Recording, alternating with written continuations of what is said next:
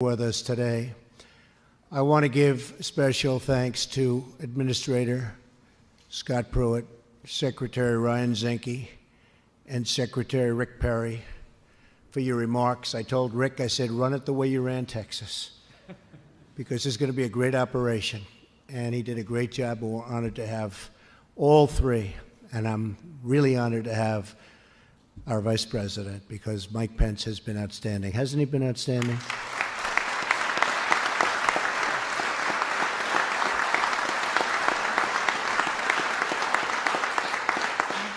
Together, this group is going to do a truly great job for our country. We have a very, very impressive group here to celebrate the start of a new era in American energy and production and job creation. The action I'm taking today will eliminate federal overreach, restore economic freedom, and allow our companies and our workers to thrive, compete, and succeed on a level playing field for the first time in a long time, fellas. It's been a long time. I'm not just talking about 8 years. We're talking about a lot longer than 8 years. You people know it maybe better than anybody. Thanks as well to the many distinguished members of Congress who have taken the time to be here.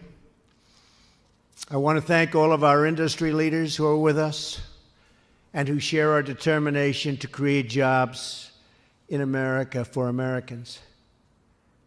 And Shelley, thank you very much also. I spotted you in the audience. Thank you. That is what this is all about, bringing back our jobs, bringing back our dreams, and making America wealthy again. I also want to thank the dedicated public servants who are with us this afternoon. You're doing important work to protect our health and public resources, so important. Finally, I want to acknowledge the truly amazing people behind me on this stage, our incredible coal miners. We love our coal miners. Thank you, John. Thank you. Great people. Over the past 2 years, I've spent time with the miners all over America.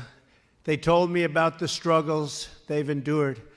I actually, in one case, I went to a group of miners in West Virginia. You remember, Shelley. And I said, how about this? Why don't we get together? We'll go to another place, and you'll get another job. You won't mine anymore. Do you like that idea? They said, no, we don't like that idea. We love to mine. That's what we want to do. I said, if that's what you want to do, that's what you're going to do. And I was very impressed. They love the job. That's what their job is. I fully understand that. I grew up in a real estate family, and until this recent little excursion into the world of politics, I could never understand why anybody would not want to be in the world of real estate. Believe me, so I understand it. And we're with you 100%, and that's what you're going to do, okay?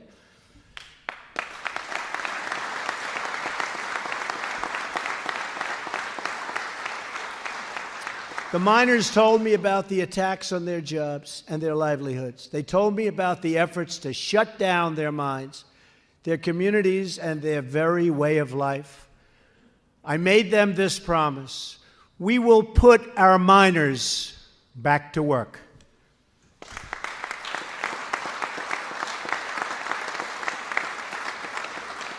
We've already eliminated a devastating anti-coal regulation, but that was just the beginning. Today, I'm taking bold action to follow through on that promise. My administration is putting an end to the war on coal. We're going to have clean coal, really clean coal. With today's executive action, I am taking historic steps to lift the restrictions on American energy, to reverse government intrusion, and to cancel job-killing regulations.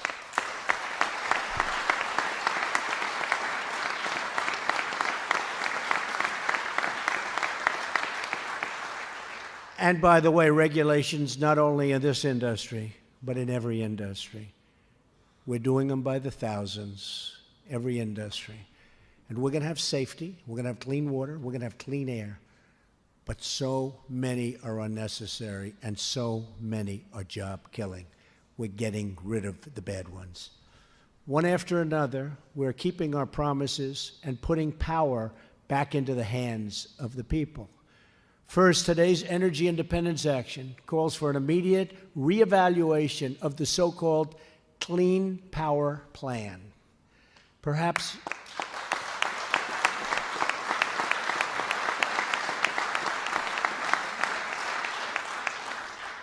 no single regulation threatens our miners, energy workers, and companies more than this crushing attack on American industry. Second, we are lifting the ban on federal leasing for coal production. Third, we are lifting job-killing restrictions on the production of oil, natural gas, clean coal, and shale energy. And finally, we are returning power to the states where that power belongs. States and local communities know what is best for them. They understand it. They get it. They've been doing it for a long time. It was taken away from them and not handled well. And they are the ones that we should now and will now empower to decide. My action today is the latest in a series of steps to create American jobs and to grow American wealth. We're ending the theft of American prosperity and rebuilding our beloved country. We approved the permit to finally build the Keystone XL pipeline and cleared the way to completion of the Dakota Access Pipeline. Thousands and thousands of jobs.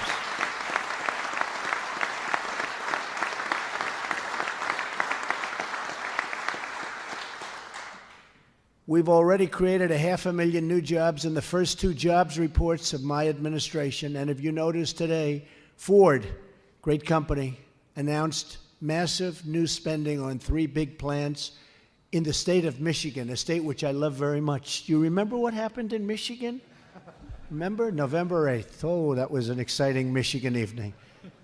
And Ford just made that announcement. It's a great announcement. It's a very important announcement. It means jobs, jobs, jobs. We're going to continue to expand energy production, and we will also create more jobs in infrastructure, trucking, and manufacturing. This will allow the EPA to focus on its primary mission of protecting our air and protecting our water. Together, we are going to start a new energy revolution, one that celebrates American production on American soil. We want to make our goods here instead of shipping them in from other countries all over the world. They ship in, take the Americans' money, take the money, go home, take our jobs, take our companies. No longer, folks, no longer. We believe in those really magnificent words, made in the USA. Right, fellas?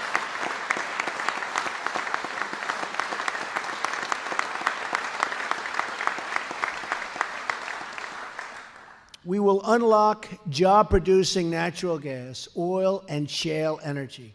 We will produce American coal to power American industry.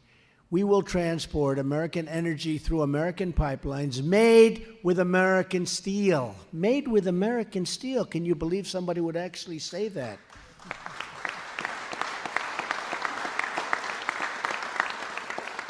This came up a little bit coincidentally when I was signing the pipeline deals. I'm all signing. I've got them done. And I said, folks, where do we get the steel? And they said, I think it's from foreign lands. I said, no good. Who makes it? Who makes those beautiful pipes for the pipeline? Sir, they're made outside of this country. I said, no more, no more. So we added a little clause, didn't take much, that you want to build pipelines in this country, you're going to buy your steel and you're going to have it fabricated here. Makes sense, right? Doesn't it make sense, Bob? Huh? Think so. He knows.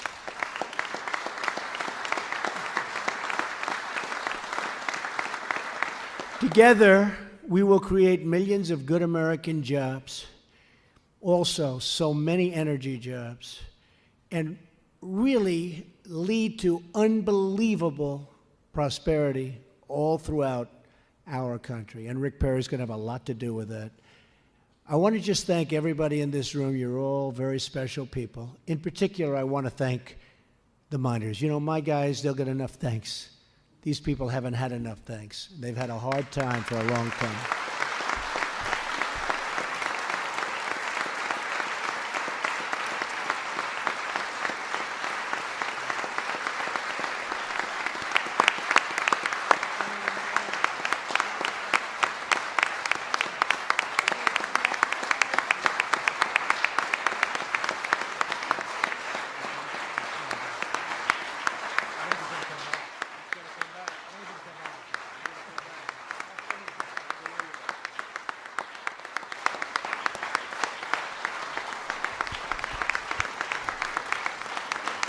They're tough-looking guys, too, I'll tell you what. Not going to mess around with this group, right? All right. Thank you, fellas. I made my promise, and I keep my promise. So I want to thank everybody in the room. God bless you, and God bless America. Thank you very much.